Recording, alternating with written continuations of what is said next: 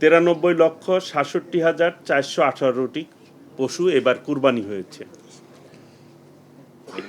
এর মধ্যে গরু মহিষ 48,64,158টি, ছাগল ও ভেড়া 45,02,233টি, অন্যান্য পশু 1,027টি।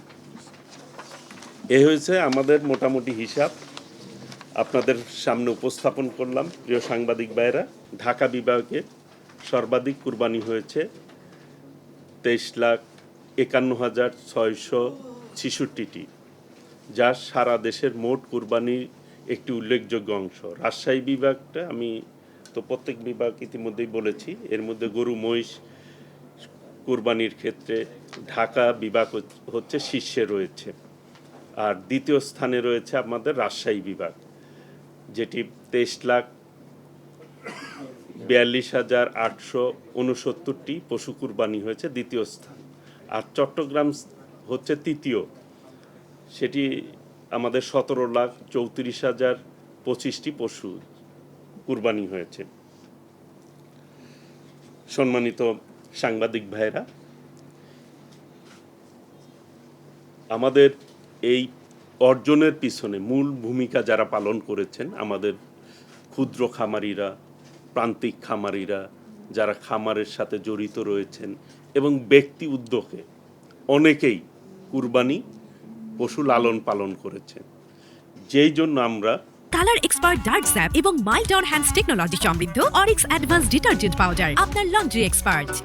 এর আগের সাংবাদিক সম্মেলনে আপনাদের সামনে উপস্থিত হয়েছিলাম। আমরা বলেছিলাম যে আমাদের উদ্বৃত্ত আছে, অন্য কোনো জায়গার পশু, গবাদি পশু আমাদের প্রয়োজন নাই।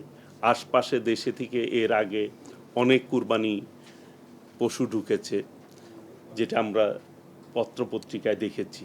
আমরা চেষ্টা করেছি যে আমাদের প্রান্তিক খামারিরা যারা কষ্ট করে লালন পালন করে, কোনোভাবেই যাতে তারা ক্ষতিগ্রস্ত না হয়, সেই জন্য আপনাদের মাধ্যমেই সকলকে অবহিত করেছিলাম যে পর্যাপ্ত আমাদের চাহিদার চাইতে বেশি রয়েছে, সারপ্লাস রয়েছে। তখন চাহিদার কথা আমরা বলেছিলাম যে 1,01,00,000 প্রায় চাহিদা রয়েছে, এবং আমাদের মজুদ রয়েছে 1,24,00,000 প্রায়।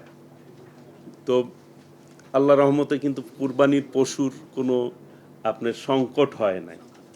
আমরা যেটা সারপ্লাস বলেছিলাম সেইটাই কিন্তু পরবর্তীতে আপনারা নিজেরাও পর্যবেক্ষণ করেছেন।